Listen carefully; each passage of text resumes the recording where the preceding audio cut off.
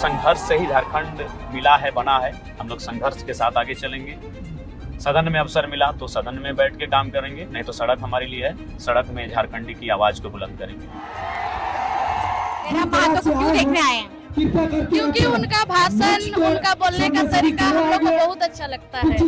जो एक एक वर्ड वो बोलते हैं वो दिल में लगता है। आपको टाइगर महतो के बारे में क्या पसंद है? क्यों आप यहाँ पे आए उन्हें सुनने? जितना भी हम लोग यंग जनरेशन है ना, सबके लिए अच्छा बोल रहे, कुछ खराब तो नहीं बोला। जितना भी नेता आप देख लीजिए 5 साल में क्या किए, कुछ बच्चे के मतलब हम लोग के लिए कुछ नहीं किए। आइडेंटिटी का सबसे इम्पोर्टेंट ही जमीन है। अगर आप झारखंड को जानना चाहते हैं तो आपको झारखंड का जो नाम है उसी में सारी कहानी है। झाड़ यानी जंगल और खंड यानी जमीन। और हमने अंग्रेजों से जब भी लड़ा है, हमारी पहली लड़ाई जमीन के लिए ही है। मैंने आश्चर्यजनक, लोगों के लिए आश्चर्यजनक, मैंने 3.5 लाख वोट लाया। झारखंड की हिस्ट्री में आज तक किसी ने नहीं लाया है इंडिपेंडेंट नंबर पे हाँ। यहाँ के लोगों की जिंदगी अगर बेहतर बनानी हो तो सबसे पहले जो यहाँ की लैंड्स हैं उनको आप रैयतों के अधीन करें, क्योंकि रैयतों के अधीन नहीं होने के कारण जीएम लैंड का टैग मिला। जीएम लैंड के टैग मिलने के बाद उसे लैंड बैंक बना दिया गया और उसे बड़ी बड़ी उद्योग, बड़े बड़े कंपनियों को, कॉर्पोरेट्स को कौड़ी के भाव बेच दिया गया।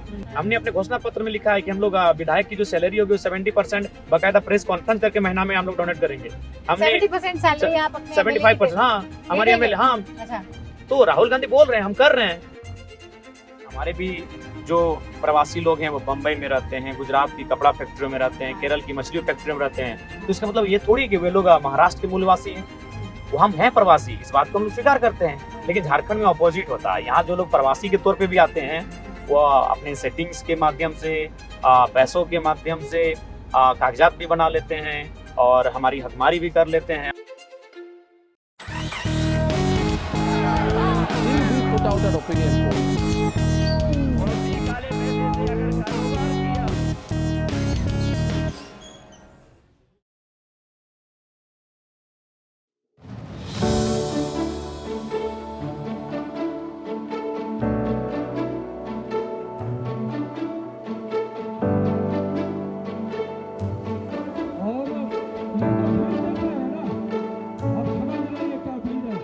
Welcome to another election show.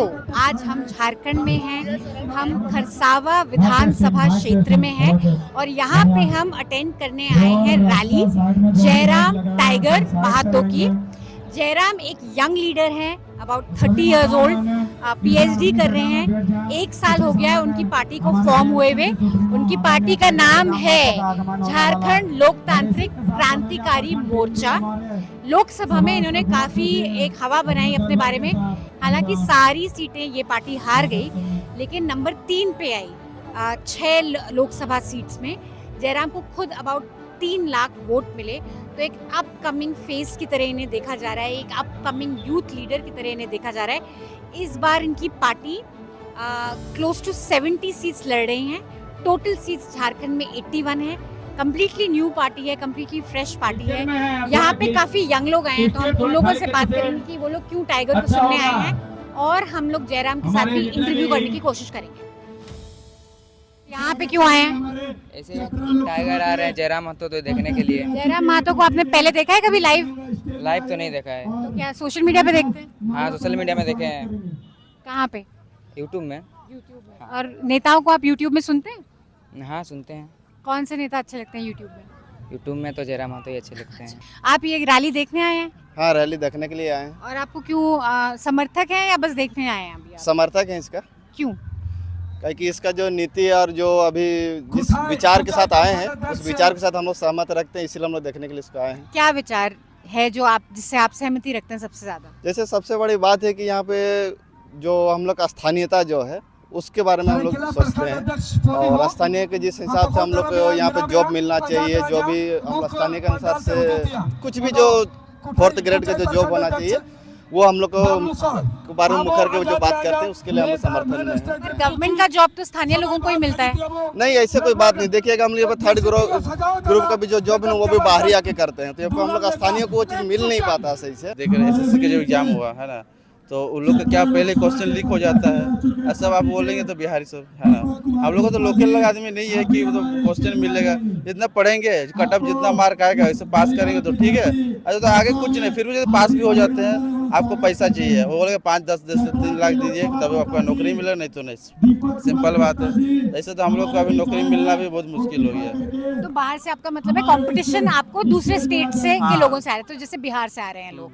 बाहरी लोग है सब, हम ही लोग का मतलब नौकरी जो है ले लेते हैं।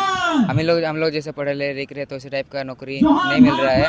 हम लोग सिर्फ यही हो रहा है, मैट्रिक पढ़ लिया, सिर्फ कंपनी में जॉब करो और कुछ नहीं।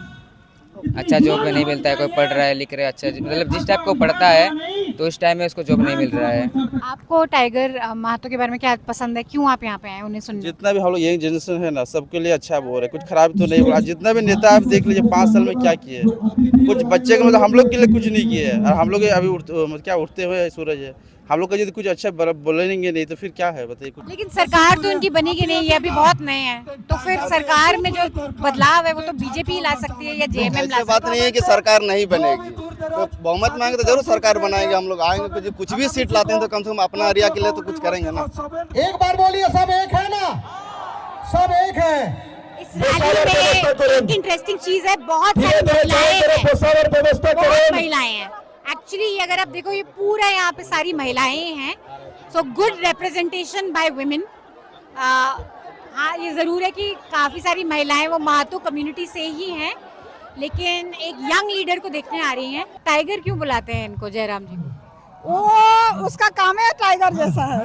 क्यों? क्यों का तो नहीं बोल पाएंगे, लेकिन काम जैसा टाइगर जैसा ही उनका रुतबा है। हम लोग समर्थन है, पार्टी में काम नहीं करते हैं। हम लोग जयराम महतो को देखने आए हैं। जयराम महतो को क्यों देखने आए हैं? क्योंकि उनका भाषण, उनका बोलने का तरीका हम लोग को बहुत अच्छा लगता है। जो एक एक वर्ड वो बोलते हैं वो दिल में लगता है। टाइगर दादा का, जयराम दादा का जो विचार है ना, वो झारखंड के हित के लिए है। और झारखंड इतना दिन से इतना पार्टी 24 साल हुआ झारखंड अलग होके, लेकिन हम लोग को झारखंडी को अभी तक हक अधिकार नहीं मिला है। सोशल मीडिया पे देखा, फर्स्ट टाइम लाइव देखेंगे और देखने के लिए ही हम लोग आए हैं यहाँ पे। अच्छा, फर्स्ट टाइम आप जयराम को लाइव देख रहे हैं? वैसे सोशल मीडिया, हाँ, कहाँ आप इंस्टाग्राम में फॉलो करती हैं? इंस्टाग्राम में देखे हैं, फेसबुक में देखे हैं, आपका यूट्यूब पे देखे हैं, हर जगह देखे हैं, हर किसी से बात सुने हैं। जयराम जी जो हैं उनके पक्ष में तो आप हैं, आपको वो पसंद है क्योंकि आपको लगता है वो आपकी बातें करते हैं, क्योंकि वो महतो हैं, आप भी महतो हैं। नहीं, महतो बोलकर हम लोग वैसे नहीं कर रहे। हम लोग झारखंड को लेकर के चल रहे हैं, हम लोग महतो बोल करके हम नहीं चल रहे। हम लोग कोई समाज में लेकर नहीं चल रहे हैं, किसी के लिए नहीं चल रहे हैं। हम लोग भविष्य सुधारने के लिए, हम लोग झारखंड के लिए, हम लोग मिट्टी के लिए, खतियान के लिए हम लोग कर रहे हैं। आपको लगता है कि ये झारखंड के अधिकार के लिए लड़ रहे हैं? क्या अधिकार है? एक अगर आप चीज बताएं मुझे, जो एक अधिकार आप चाहते हैं कि झारखंड के लोगों के पास हो, जो नहीं है। जैसे कि हर राज्य का अपना एक पहचान होता है ना, तो वो पहचान हमारा नहीं है। जैसे खतियान आधारित, हम लोग देखिए झारखंडी है तो खतियान हमारा पहचान है। खतियान आधारित जो नियोजन नीति होना चाहिए, विस्थापन नीति होना चाहिए, उद्योग नीति होना चाहिए, वो हमको आज तक मिला नहीं है। हम लोगों को अभी, हम लोग पढ़ाई के चलते हम लोग को, जैसे हम लोग के लिए हम लोग का नौकरी चाहिए, हम लोग का देश में हम लोग खुद करें, दूसरों के देश के लोग ना आके हम लोग का देश में काम करें। हम लोग चाहते हैं कि हम लोग करें। देश का मतलब है, आप कह रही हैं कि बाहर के राज्यों से लोग नहीं, और हम लोग मतलब हम लोग राज्य में हम लोग अपना मतलब काम करें। हम लोग को अपना हक नौकरी मिले। So the one important thing is कि ये जो बाहरी और अंदरी का जो सेंटिमेंट है, जो हमें समझ आया लोगों से बात करके, वो एक ये है कि एक सेंस ऑफ कंपटीशन है। जो झारखंड के यूथ हैं, यहाँ पे एजुकेशन का स्तर उतना अच्छा नहीं है, अपॉर्चुनिटीज़ उतनी अच्छी नहीं है, स्किलिंग उतनी अच्छी नहीं है, लेकिन यहाँ कंपनीज काफ़ी आती हैं। और कंपनीज में स्पेशली जो प्राइवेट सेक्टर है, वहाँ पे जो जॉब्स हैं वो दूसरे स्टेट्स के लोग, जहाँ पे शिक्षा का स्तर बेटर है, वो आके ले लेते हैं। तो जो भी नेबरिंग स्टेट्स हैं, बिहार से या वेस्ट बंगाल से, वहाँ से लोग जो पढ़े लिखे हैं वो यहाँ आते हैं और जॉब करते हैं। और ये एक सेंस ऑफ एंग्जाइटी क्रिएट कर रहा है झारखंड के लोगों में कि भाई हमें यहाँ पे उतने अच्छे नौकरियाँ नहीं मिल रही, वो नौकरियाँ नहीं मिल रही जो ऊंचे पद की नौकरियाँ हो। ये एक बहुत ही कॉम्प्लेक्स सिचुएशन है सॉल्व करने की, क्योंकि जो कंपनीज भी आती हैं उनको स्किल्ड लोग चाहिए। उनको लोग चाहिए जो पढ़े लिखे हों, जिनकी स्किलिंग हो, जो एक एजुकेटेड हों या जिन्होंने स्पेशलाइज्ड कोर्सेज करे हों HR में या MBA में या डिफरेंट कोर्सेज करे हों, और वो शायद उनको लोकल पॉपुलेशन से नहीं मिलता। तो ये प्रॉब्लम सॉल्व करना उतना इजी नहीं है कि हम 75% रिजर्वेशन दे देंगे प्राइवेट सेक्टर में और सारी प्रॉब्लम सॉल्व हो जाएगी। अच्छा, बीजेपी यहाँ पे एक बड़ी पार्टी है जो चैलेंजर है। बीजेपी का कहना है कि हम लोग झारखंड को प्रोटेक्ट करेंगे, जो बाहर से घुसपैठिए आ रहे हैं उनसे बचाएंगे। तो वो भी तो यही बोल रहे हैं कि हम झारखंड को पहचान देंगे, और वो कहते हैं कि पहचान ऐसे मिलेगी कि हम जो घुसपैठिए हैं, जो बाहर से हैं, उनको रोकेंगे। इसके बारे में आप क्या सोचती हैं? झारखंड में बीजेपी का सरकार रह चुका है, लेकिन अभी तक कहाँ किए? वो तो 5 साल इससे पहले जेएमएम के पहले जो उतनी का सरकार था, उस टाइम क्यों नहीं किए? उस टाइम करते तो आज ये पार्टी का गठन ही नहीं होता।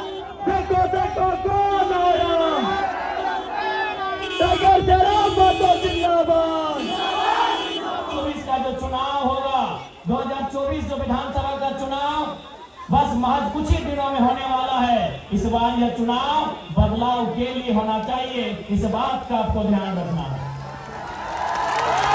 परिवर्तन संसार का नियम है, बदलाव संसार का नियम है। आज किसी का शासन है, कल किसी और का होगा, परसों किसी और का होगा। इसलिए इस बार का चुनाव बदलाव के लिए कीजिएगा, ये आपसे अनुरोध करने आए हैं। आम व्यक्ति के पास नौकरी नहीं है, आम व्यक्ति लाचार है, आम व्यक्ति बेबस है। क्यों हम लोग बेबस हैं? क्यों हम लाचार हैं? क्यों हम गरीब हैं? इसका कारण एक ही है कि कुछ लोग बहुत ज्यादा अमीर हैं, इसीलिए झारखंड की जनता गरीब है। कुछ लोग मतलब क्या? चंपई सोरेन। कुछ लोग मतलब क्या? मधु कोड़ा, रघुवर दास, अर्जुन मुंडा, हेमंत सोरेन, सुरेश महतो, बाबूलाल मरांडी, मनीष जायसवाल, भगवंत जगदाई। कुछ लोग बहुत ज्यादा अमीर हैं, इसीलिए आम जनता गरीब है। इसलिए यदि आप चाहते हैं झारखंड का उत्थान हो, तो इस बार कोई बहाना नहीं, इस बार केवल एक ही निशान,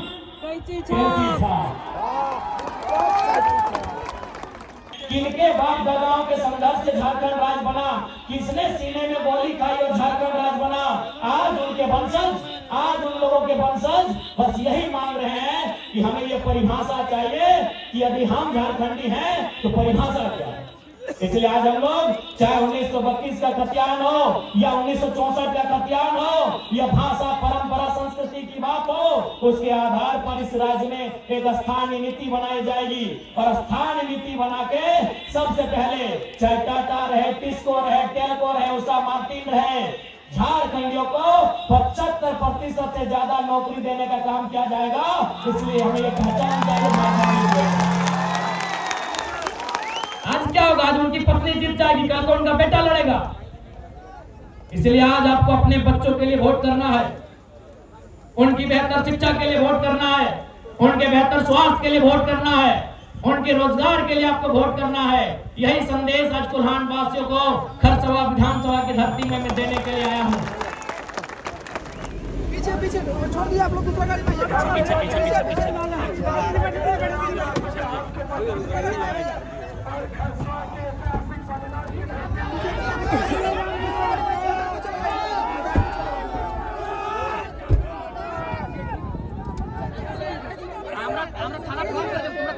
सुनिए दीदी, सुनिए, अभी चुनाव का टाइम है। अभी सुनिए, आप जो भी मामला लिख के दीजिए, जाति का बात मत कीजिए। मामला मामला लिख के दीजिए ना, जो भी मामला लिख के दीजिए, कहाँ क्या प्रॉब्लम है लिख के दीजिए। अभी समय नहीं है दीदी, समझिए। थैंक यू जयराम, आपने हमारे लिए टाइम निकाला, बहुत बिजी वक्त है आपके लिए। पहला सवाल मैं आपसे पूछना चाहती हूँ, पार्टी का नाम है आपका झारखंड लोकतांत्रिक क्रांतिकारी मोर्चा। पार्टी का नाम में लोकतांत्रिक भी है, क्रांतिकारी भी है, मतलब डेमोक्रेसी भी है, रेवोल्यूशन भी है। तो लोकतंत्र में किस तरह की क्रांति आप देखना चाहते हैं? देखिए, लोकतंत्र में हम बहुत सारे चेंजेस देखना चाहते हैं। जैसे कि भारत देश आज़ाद होने की बात कही है, या हमारा झारखंड अलग होने की बात कही है। 2000 में जब राज्य अलग हुआ, उसके बाद से महज कुछ नेताओं की मुट्ठी में हमारी राजनीतिक व्यवस्था रही। तो इसलिए हम लोग लोकतांत्रिक व्यवस्थाओं में क्रांति ये देखना चाहते हैं कि ये जो पॉलिटिक्स है, चाहे वो देश की पॉलिटिक्स हो या स्टेट्स की पॉलिटिक्स हो, वो क्या हो जा रही है कि एक जगह आके केंद्रित हो जा रही है, सेंटर्ड हो जा रही है, सेंट्रलाइज हो रहा है उनका। तो इसलिए हम चाहते हैं कि वहाँ क्रांति हो और एक आम व्यक्ति को एक अवसर मिले कि हाँ, वो अपने सामर्थ्य के दम पे, अपनी काबिलियत के दम पे विधानसभा के भीतर अपनी उपस्थिति दर्ज करा सके और जनहित के मुद्दों पे वहाँ सवाल खड़ा कर सके। तो ये मैं क्रांति चाहता हूँ कि केंद्रित ना हो, सत्ता केंद्रित ना हो। यदि सत्ता केंद्रित नहीं होगी तो जाहिर सी बात है इकोनॉमी भी केंद्रित नहीं होगी। सत्ता अगर केंद्रित होगी तो इकोनॉमी भी केंद्रित हो जा रही है और ये झारखंड की सच्चाई है। कुछ परिवारों के पास झारखंड राज्य की तमाम अकुत संपत्तियां अवैध रूप से जमा है। इससे क्या है, पलायन बढ़ रहा है, इससे विस्थापन और बेरोजगारी का दर बढ़ रहा है, लोगों में पॉलिटिक्स के प्रति एक उदासीन रवैया बढ़ रहा है। तो मूल कारण यही है। देखिए, गरीबी का मूल कारण क्या है मालूम है? ये मेरा अपना ओपिनियन है, बाकी विद्वानों का ओपिनियन अलग हो सकता है। मेरा ओपिनियन है कुछ लोग बहुत ज्यादा जरूरत से ज्यादा अमीर हैं, वही गरीबी का कारण है, वही झारखंड में है। और वो जरूरत से ज्यादा अमीर होने का कारण कौन है? पॉलिटिक्स। पॉलिटिक्स का बैक सपोर्ट रहता है। जैसे हमारे यहाँ अगर बात करें तो मिनरल्स से भरा हुआ एरिया है। अगर पॉलिटिशियन नहीं चाहेंगे तो किसी कंपनी की, किसी की हैसियत नहीं होगी कि अवैध रूप से हमारी जमीनों का अधिग्रहण करे, मार के, फटकार के, डांट के, धमका के हमारी जमीनों को ले, वहां से खनिज निकाले। फॉर एग्जाम्पल लीजिए, मान के चलिए BCCL ने किसी एक हैदराबाद की कंपनी को 5 साल का टेंडर दिया कोयला खनन के लिए। वो कंपनी 5 साल के टेंडर में 5,000 करोड़ की संपत्ति कमा के झारखंड से निकल जाती है और हम 5,000 वर्षों से यहाँ है, लेकिन हमारे लिए 500 का इनकम कैसे हो, इस पर कोई बात नहीं करता। इसीलिए मेरा मानना है। दोबारा आऊंगी क्योंकि आपकी स्पीच में भी आपने यहाँ के जो परिवार हैं, बाबूलाल मरांडी हैं, हेमंत सोरेन है, सब परिवारवाद पे आपने एक बहुत बड़ा वार किया है, तो उसमें मैं दोबारा आऊंगी। लेकिन पहले हम जो दर्शक झारखंड से बाहर हैं, जो नहीं जानते हैं आपको ज्यादा, वो ये दिलचस्पी रखते हैं कि 30 साल के हैं आप, PhD के हैं अपने इंग्लिश में, चल रही है, और आपने कहा कि लोगों की उदासीनता बढ़ गई है पॉलिटिक्स को देख के। तो आप क्यों पॉलिटिक्स में आए? ऐसी क्या परिस्थिति हुई कि आपने सोचा चलो मैं पॉलिटिक्स में एंट्री मारता हूँ? और क्या आप भी उसी युवाओं में से थे जो उदासीन थे देख के कि क्या है पॉलिटिक्स? हाँ, बिल्कुल नाराजगी थी। राजनेताओं के नाम से हमें तकलीफ होती थी। हाँ, 5 साल में एक बार वोट के समय किसी राजनेता का समर्थन कर देते थे। आप किसको वोट करते थे? देखिए, ऐसा कोई फिक्स नहीं था। वो समय और माहौल के अनुसार केंद्र का मामला, हाँ, चेंजेज होते रहता था। तो उन्हीं युवाओं से हम भी थे कि भाई पॉलिटिक्स में चेंजेज होगा तो शायद आम व्यक्ति के जीवन में सुधार होगा। मेरी राजनीति में आने का कारण एक्सीडेंटली है, सडनली है। कोई प्लानिंग नहीं थी कि मैं पॉलिटिक्स में आने वाला हूँ। और अभी मतलब इस प्रकार से तो एक दिन GSSC, Jharkhand staff selection commission, उन्होंने जो परीक्षा ली जाती है उनके माध्यम से, उसमें नोटिफिकेशन जारी होता है कि धनबाद और बोकारो जिला, धनबाद मेरा जिला है और बोकारो मेरा पड़ोसी जिला है, वहाँ 2 ऐसी भाषाओं को अंगीकृत किया जाता है जो मूलतः उत्तर प्रदेश और बिहार में बोली जाती हैं। तो एक तो भोजपुरी है और एक मगही। और मूलतः उन भाषाओं को मान्यता प्राप्त बिहार और यूपी में भी नहीं है। तो उन भाषाओं को ये यहाँ स्थापित करना चाहते हैं, ऑफिशियल लैंग्वेज। देखिए, बोलने से हमें कोई आपत्ति नहीं है, अगर उस गाना, उस भाषा में कोई गीत गाए हमें आपत्ति नहीं है, बोले कोई आपत्ति नहीं है, लेकिन ऑफिशियल लैंग्वेज बिल्कुल भी मान्यता देने के पक्षधर हम लोग नहीं है। क्योंकि हम लोग झारखंड राज्य उन्हीं से लिए हैं और फिर वही चीजें यहाँ स्थापित होंगी, उन्हीं का वर्चस्व यहाँ स्थापित होगा। तो हमने झारखंड राज्य लिया। ये तो लैंग्वेज आप एक्सक्लूड करना चाहते थे, आप नहीं चाहते? हम लोग चाहते कि इनको हमारे जिला वाइज की माने जो अंगीकृत किया गया है वहाँ से हटाया जाए। बाकी उनका जो अगर किसी अन्य जिला में बोली जाती है तो हमें आपत्ति नहीं ले, लेकिन धनबाद बोकारो चूंकि ये पश्चिम बंगाल से सीमा से अपना भौगोलिक सीमा को साझा करता है तो यहाँ कोई चांस ही नहीं है। तो उसके बाद क्या हुआ कि जब मैं गया आंदोलन में, पार्ट हुआ मेरा, मैं स्पीचेज देने लगा, तो पहले 300, 400, 500 की संख्या में लोग सुनने आने लगे। और उसके बाद एक मानव श्रृंखला हुई, एक हम लोगों ने चेन बनाया सरकार के विरोध में, और वो चेन लगभग 50 किलोमीटर तक बनी और उसमें लगभग अनुमानित 3 लाख से 5 लाख तक लोग इकट्ठे हुए। तो उसके बाद अचानक मेरा और मेरे तमाम साथियों का ग्रोथ बढ़ा, क्योंकि उस आंदोलन में सभी स्पीचेस मेरे थे, तो सेंटर मैं बना और उसके बाद बड़ी बड़ी सभाएं होने लगी। 10,000 से लेकर 1 लाख तक लोग आने लगे सुनने के लिए। तो जब मेरे साथ मास जुड़ने लगा तो अब लोगों ने मुझे, चूंकि ये मिनरल्स का एरिया है, ये BCCL, CCL, ECL का एरिया है, यहाँ तमाम किस्म के उद्योग स्थापित हैं, तो वहाँ मजदूरों के साथ जो अन्याय और शोषण होता है, तो वहाँ भी मुझे धरने के माध्यम से, हड़तालों के माध्यम से मुझे इनवाइट मिलने लगा। और जब मैं वहाँ जाने लगा तो मेरे पास मास है, क्योंकि लोग सुनते थे कि जरा महतो आ रहा है तो एक बहुत बड़ी मास वहाँ आके जम जाती थी। तो उससे क्या होता था कि जो प्रबंधन है उसमें एक प्रेशर बनता था और काम होने लगा, मजदूरों का, विस्थापितों का काम होने लगा। तब गाँव से, गलियों से, खेतों से एक चर्चा सामने आई कि जो लड़का बिना किसी पद में रह के अगर इतनी अच्छे तरीके से बातों को रखता है, काम कर रहा है, तो ऐसे युवाओं को मौका हमें राजनीति में देना चाहिए। तो फिर लोगों ने कहा कि बाबू चुनाव लड़िए। हमने कहा कि इतना पैसा से चुनाव होता है, हम लोग कैसे लड़ेंगे? बोला हम लोग डोनेट करेंगे। और फिर वही हुआ, लोकसभा का चुनाव हम लड़े और लगभग हमको 25 लाख के आसपास का डोनेशन मिला था। 19-22 लाख रुपया मेरा खर्च भी हुआ था, जो मैंने चुनाव आयोग को सबमिट भी किया है। और मैंने आश्चर्यजनक, लोगों के लिए आश्चर्यजनक, मैंने 3.5 लाख वोट लाया। झारखंड की हिस्ट्री में आज तक किसी ने नहीं लाया है, इंडिपेंडेंट नंबर पे। हाँ, तो उसके बाद हम लोग का विश्वास दुगना हुआ, आत्मबल बढ़ा। और फिर हम लोगों ने जो फंडिंग आपकी हुई वो सारे लोगों ने आपको दी? हाँ, आपके आसपास के लोग या कुछ? नहीं, जो हमारे प्रवासी मजदूर भाई, उनकी भूमिका भी बहुत ज्यादा रही। जो दुबई में है, अब ना आउट ऑफ स्टेट ही नहीं, आउट ऑफ कंट्री जो लोग हैं, उन्होंने भी 1000 रुपए, 2000 रुपए, 5000 रुपए, 10,000 रुपए इस प्रकार से डोनेशन किया। और उसी पैसे से हम लोगों ने चुनाव लड़ा, अच्छा चुनाव लड़ा और विधानसभा में उसके बाद हम लोग मैदान में हैं। ऐसा एक सवाल अब मैं पहले पूछना चाहूंगी, ये भोजपुरी या मगही जो लैंग्वेज हैं दो, भोजपुरी झारखंड में 2.5 मिलियन लोग बोलते हैं, मेरे ख्याल से 4% लोग मगही भी लैंग्वेज बोलते हैं। तो क्या बुरा है अगर उसको ऑफिशियल लैंग्वेज बनाए? क्योंकि लोग बोलते हैं। नहीं बोलते हैं, तो हमारे जिले में नहीं बोलते हैं। आप, झारखंड विविधताओं का राज्य है, यहाँ 24 जिलों में विभिन्न प्रकार की भाषाएं हैं, 18 भाषाएं मेरे ख्याल से। आप उन भाषाओं को जो सीमावर्ती बिहार और यूपी की जो सीमावर्ती जिलाएं हैं, अगर वहाँ आप लेके आते तो आपत्ति नहीं है। आप कहाँ लेके आ रहे हैं? धनबाद बोकारो, जो बंगाल की सीमा से लगती है। यहाँ तो कोई सवाल ही नहीं है, कोई तर्क ही नहीं है। तो एक चीज हम अभी बहुत इंटरेस्टिंग ये क्वेश्चन है, क्योंकि अमेरिका का भी इलेक्शन हुआ, आप, मुझे नहीं पता अगर आप फॉलो करते हैं। नहीं, अभी चूंकि हम लोग नहीं फॉलो कर पा रहे हैं, देखिए मेरा कंडीशन बहुत बिजी है, बहुत बिजी। लेकिन वहाँ भी एक बड़ा मुद्दा था इमिग्रेशन का, कि बाहरी लोग यहाँ आके चीजें बदल रहे हैं। वही चीज हम झारखंड में भी, एक बहुत बड़ा सेंटिमेंट है लोगों में कि कहीं ना कहीं बाहर से लोग आ रहे हैं, हमारा यहाँ पे कल्चर चेंज हो रहा है और हमें मौके नहीं मिल रहे हैं, हमें अवसर नहीं मिल रहे हैं। इसी पे आपने भी अपनी पॉलिटिक्स स्ट्रांग बनाई है कि बाहर से लोग आ रहे हैं। लेकिन ये पॉलिटिक्स हमें थोड़ा समझाइए कि बाहरी जब आप बोलते हैं तो आप किसके बारे में बात करें? क्योंकि जब अमित शाह बाहर आते हैं यहाँ पे, वो भी यही बोलते हैं कि बाहर से बांग्लादेशी आ रहे हैं, वो बर्बाद कर रहे हैं आउटसाइडर्स का मतलब जो झारखंड के भूभाग के नहीं है, जिनका झारखंड के अलावे किसी प्रकार के किसी दस्तावेज में नाम अंकित नहीं है, वो झारखंड के लोग हैं जो पूर्वजों से यहाँ रहते आए हैं। यहाँ के अलावा उनका कहीं किसी प्रकार का कोई संबंध ना हो।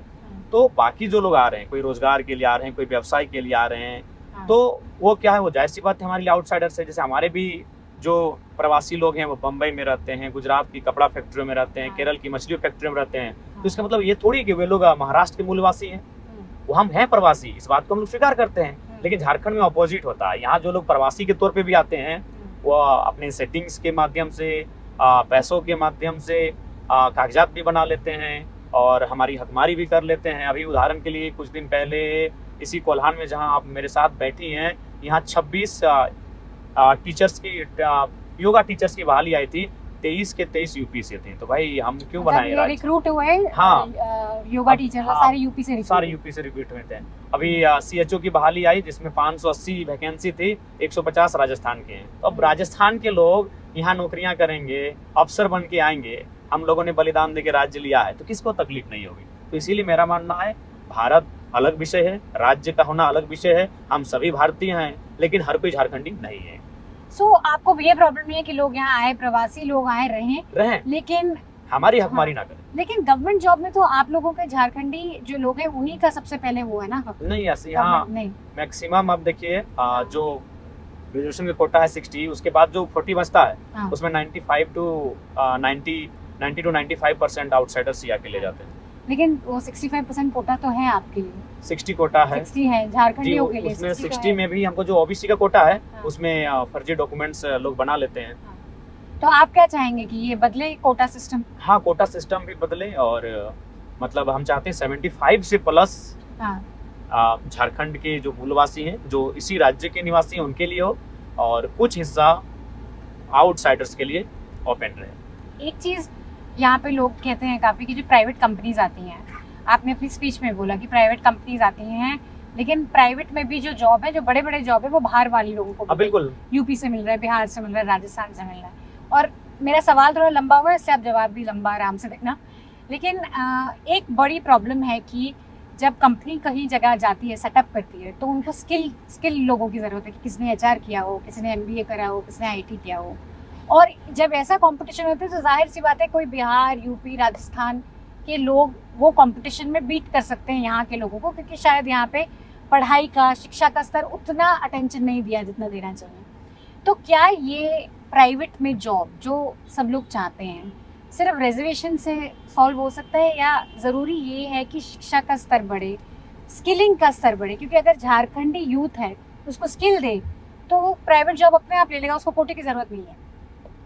देखिए, बिल्कुल आपने अच्छा सवाल किया। मैं आपके इस सवाल का उत्तर हमारे राज्य के प्रथम राज्यपाल के कोटेशन के माध्यम से देना चाहूँगा।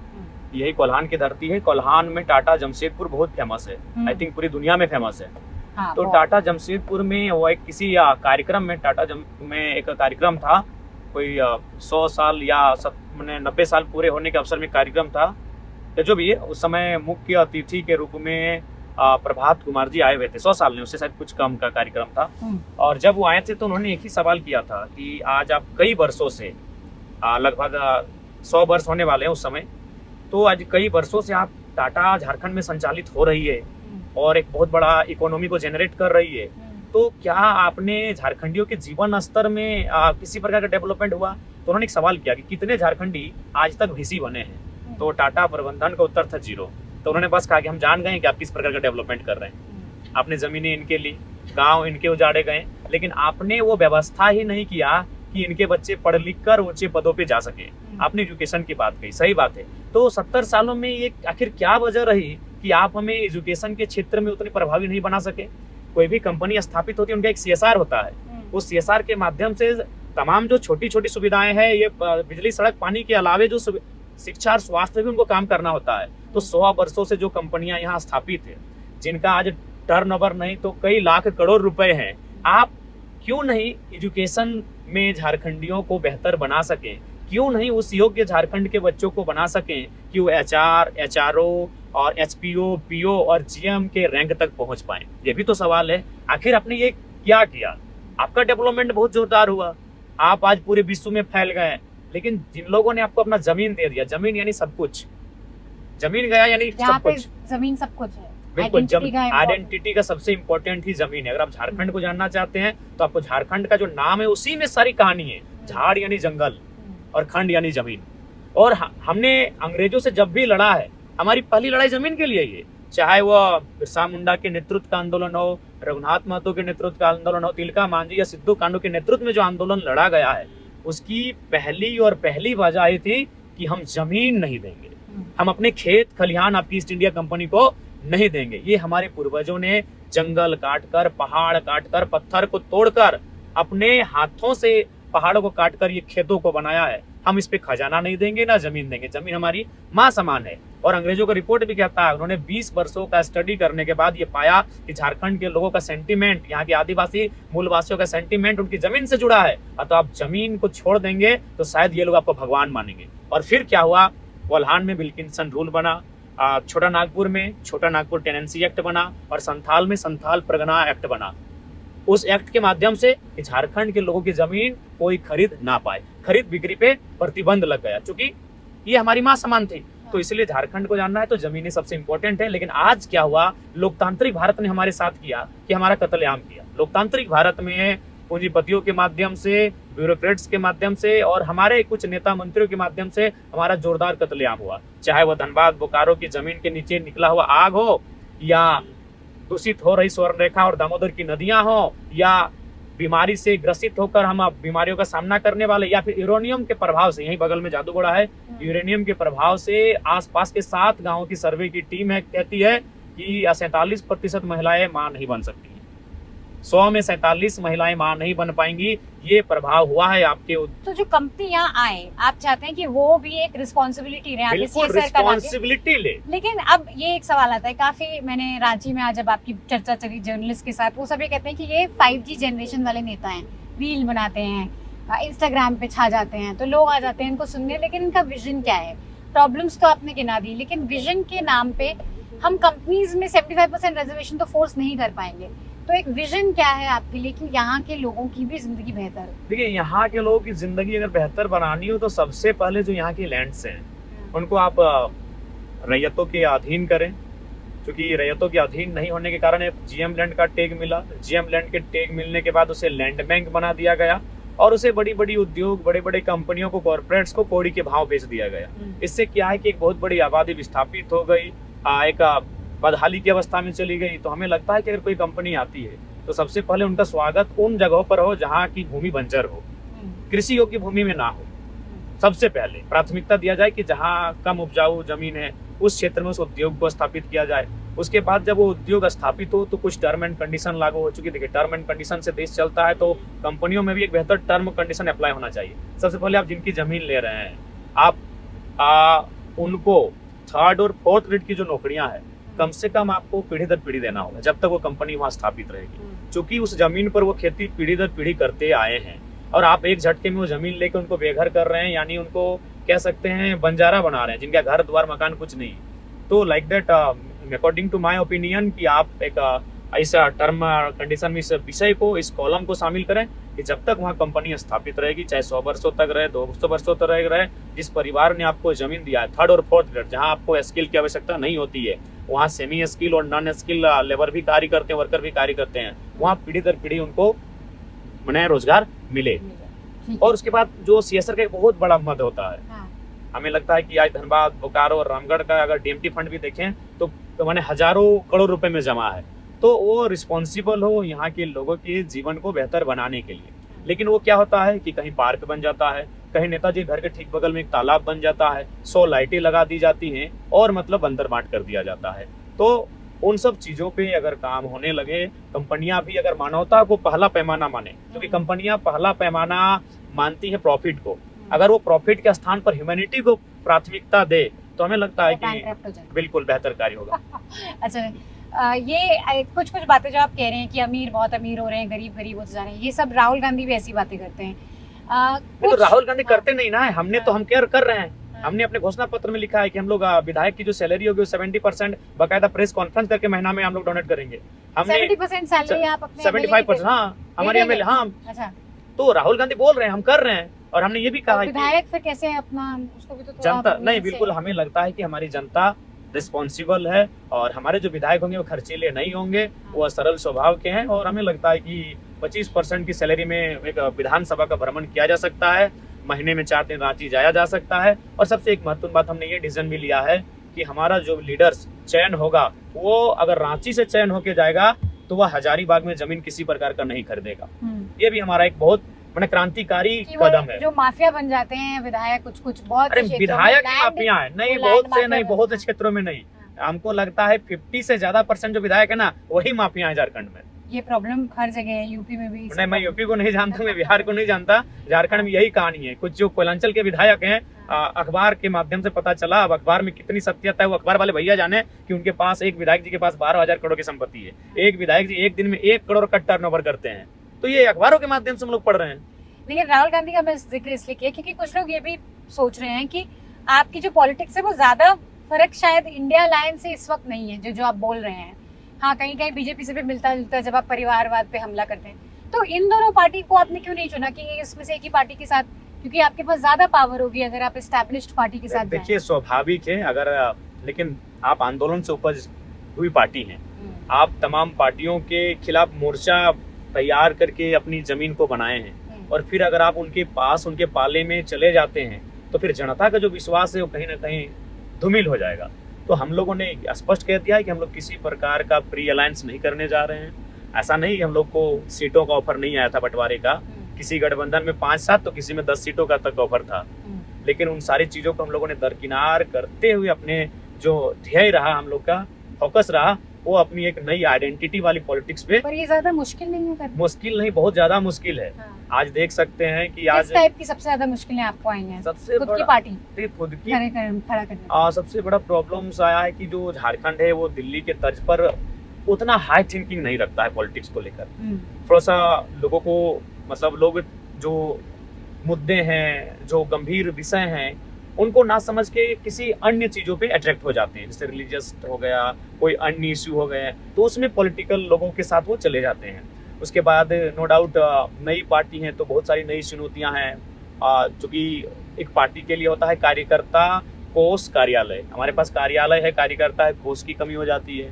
हम लोग जनरली क्राउड फंडिंग पे आश्रित होते हैं। उसके बाद क्या हो जाता है कि थोड़ा सा एक्सपीरियंस, क्योंकि हम लोग नए हैं तो अभी जो एक्सपीरियंस लोग हैं वे एक अवसर देख रहे हैं कि ये बच्चे जब अच्छा करेंगे तो आएंगे, लेकिन अभी वो नहीं आ रहे हैं। और जैसे जैसे हम लोग अच्छा करते गए, लोग समय अच्छा किए, कुछ लोग आए, फिर हम लोग अच्छा करेंगे, कुछ लोग आएंगे।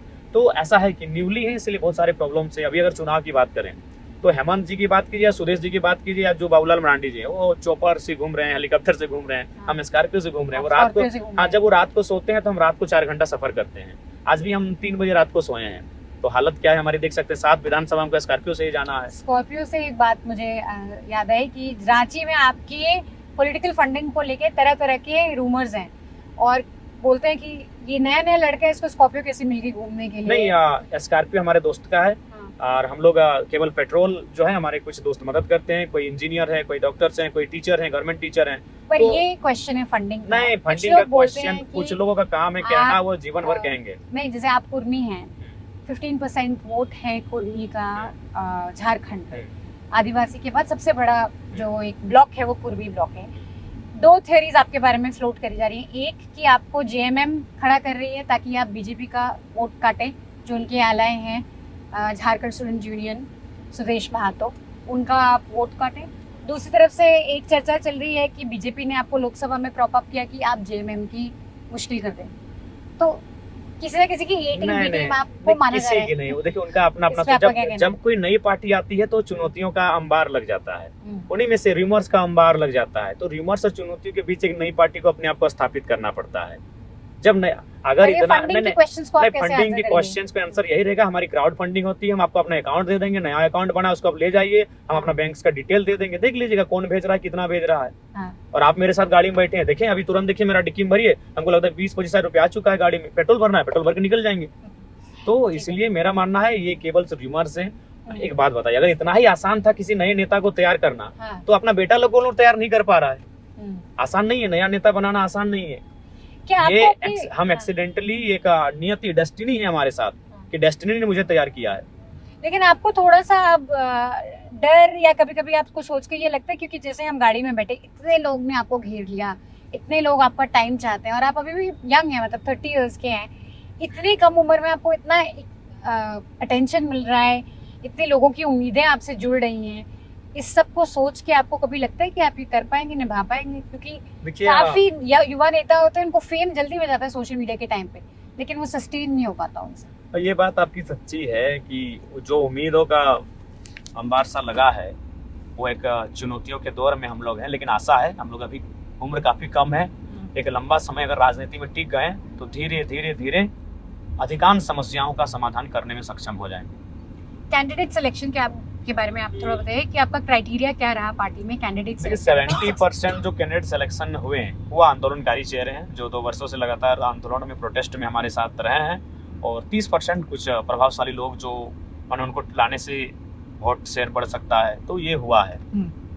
और जो जैसे अभी आप जहाँ थे, ये आंदोलनकारी साथी ये भी PhD कर रहे हैं, हमको लगता है अंडर 30 एज इनका भी है।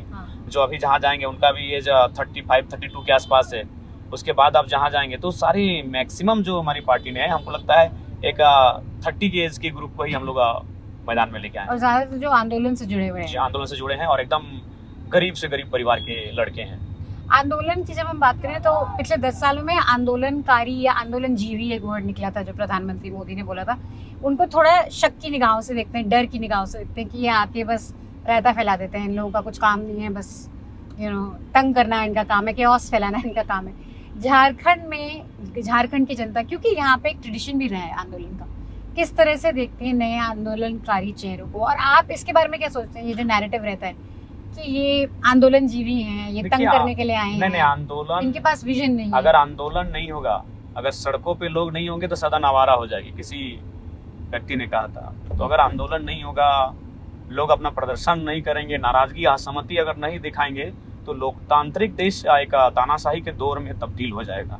इसलिए आंदोलन होने चाहिए, सरकार के प्रति असहमति, गुस्सा भी होना चाहिए, और वो विधिवत रूप से अपना प्रोटेस्ट करें, ये होना चाहिए। एक जो बाहरी अंदरी जो ये नैरेटिव है, जैसे अमित शाह ने बोला कि बांग्लादेशी यहाँ आके घुसपैठ कर रहे हैं, इस पे आपका क्या कहना है? देखिए, उस पे हमारा यही कहना है कि सबसे पहला सेंट्रल में उनकी सरकार है, अमित शाह जी माननीय होम मिनिस्टर हैं, और जो डिफेंस का एक अलग ही पावर उनके पास है। तो यदि वास्तव में अगर घुसपैठ है समस्या झारखंड की, तो आपको ये भी समझना होगा कि झारखंड का कोई भी जिला किसी प्रकार का कोई अंतर्राष्ट्रीय बॉर्डर को शेयर नहीं करता है। झारखंड चारों तरफ से अपने लैंडलॉक्ड है और अपने पड़ोसी राज्यों से घिरा है। कोई भी उसको कोई अन्य देश टच ही नहीं करता है। तो वो तो भारत केंद्र सरकार का इशू है।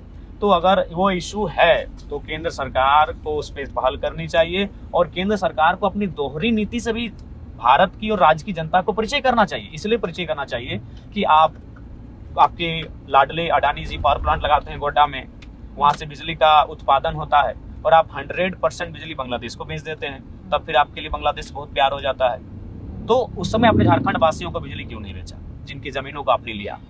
शेख हसीना जी आती है, अपने शरण दे जाते हैं। बिल्कुल, अगर घुसपैठ है तो हम बिल्कुल उस पर हमारी असहमति है। हम बिल्कुल एक झारखंडी होने के नाते किसी प्रकार का घुसपैठ हम पसंद नहीं करेंगे। उससे हमारी जो आइडेंटिटी है, ट्राइब्स की आइडेंटिटी, यहाँ के जो माने पुराने लोग हैं, प्राचीन लोग हैं, उनकी आइडेंटिटी पे असर करेगा। और हम किसी प्रकार की झारखंडियत पे छेड़छाड़ नहीं पसंद करेंगे, क्योंकि हम एक आंदोलनकारी परिवार से हैं, हम आंदोलनकारी कौम से भी हैं। आपके पिताजी भी आंदोलनकारी रहे हैं जी। उन्होंने झारखंड जो मुक्ति उसमें काम किया। झारखंड मुक्ति मोर्चा के बैनर तले ही वो हड़तालें होती थी, पुलिस की लाठियां सर पे पड़ी और वो ब्रेन ट्यूमर का कारण बनी और उससे उनके डेथ हो गई। तो बचपन से ही आपने घर में देखा है? सुना है, क्योंकि हम उस समय 1.5-2 साल के थे। तो जब मैं पढ़ने लगा, लोगों से ये जाना कि मेरे पिताजी दुनिया में नहीं है, नहीं होने का कारण ये है, तो आंदोलन को जाना, समझा।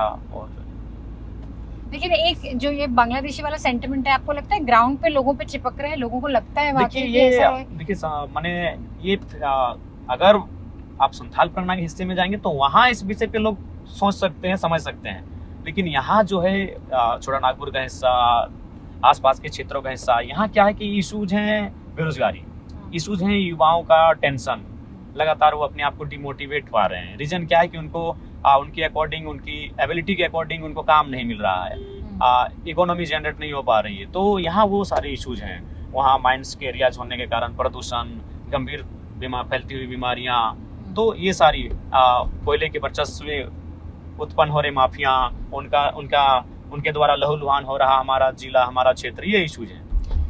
युवा नेता हैं आप, भारत में और भी बहुत सारे युवा नेता हैं। महाराष्ट्र में भी इलेक्शन चल रहे हैं, तो एक आदित्य ठाकरे हैं, जिग्नेश मेवानी हैं गुजरात से, तेजस्वी सूर्या हैं बैंगलोर में, इकरा चौधरी हैं कैराना से। कौन से यंग लीडर्स आपको पसंद हैं? तो देखो आपको लगता है कि हाँ मुझे सबसे पहले जब उनको फॉलो करेंगे, उनसे कभी बैठेंगे, उनसे समय व्यतीत करेंगे, तभी हम इस विषय पे कोई अच्छा कमिटमेंट कर पाएंगे। लेकिन चूंकि हम लोग इतने व्यस्त रहे हैं विगत 2 वर्षों से झारखंड की एक्टिविटीज में, तो हम लोग कभी अवसर ही नहीं मिला झारखंड से बाहर किसी विषय पे झांकने का, सोचने का। लेकिन तब फिर भी आप कभी फॉलो करते हो? तो नहीं, बिल्कुल नहीं, हम झूठ नहीं बोलेंगे, कोई किसी प्रकार का फॉलो अभी तक नहीं तो अभी आपका 100% फोकस झारखंड में बिल्कुल झारखंड में ही फोकस। अगर आपकी सीटें आती हैं, 61 सीट्स पे आप लोग लड़ रहे हैं, काफी बड़ा नंबर है ये। अगर आपका इस बार खाता खुलता है तो जाहिर सी बात है एकदम से सरकार तो आप नहीं बनाने वाले हैं, लेकिन अगर आपका खाता खुलता है तो क्या आपकी प्रायोरिटी रहेगी सबसे पहले? देखिए, सबसे पहली जो अभी जो बर्निंग इश्यूज हैं, उन इशू पे हम लोग काम करेंगे। आज समय के साथ झारखंड में उद्योगों का विस्तार हो रहा है, माइंस का विस्तार हो रहा है, उसके लिए ज़मीनें ली जा रही हैं। तो वहाँ जो ज़मीन संबंधित कानून है उनको बेहतर से बेहतर किया जाएगा, ताकि मूल रैयत ठगा ना जाए। युवा आज विगत कई वर्षों से नियमित परीक्षाएं ना होने के कारण एक हताशा और निराशा के दौर से गुजर रहे हैं। तो उनके लिए एक फेयर और फ्री एग्ज़ाम की व्यवस्था होगी, और अगर उसमें किसी प्रकार का कदाचार होता है तो उसमें त्वरित कार्रवाई का रूल होगा। इन विषयों पे हम लोग काम करेंगे। और अगर पॉलिटिक्स आपके लिए काम नहीं करा तो फिर आप क्या करेंगे? देखिए, संघर्ष से ही झारखंड मिला है, बना है। हम लोग संघर्ष के साथ आगे चलेंगे। सदन में अवसर मिला तो सदन में बैठ के काम करेंगे, नहीं तो सड़क हमारे लिए है, सड़क में झारखंडी की आवाज़ को बुलंद करेंगे। Thank you so much. धन्यवाद। This election season, Your right to choose puts you at the heart of it again. We'd like to be your eyes and ears. Choose the journalism and media that serves democracy and you. Simply head on to newslaundry.com/subscription and pick up the TNMNL joint subscription of your choice today.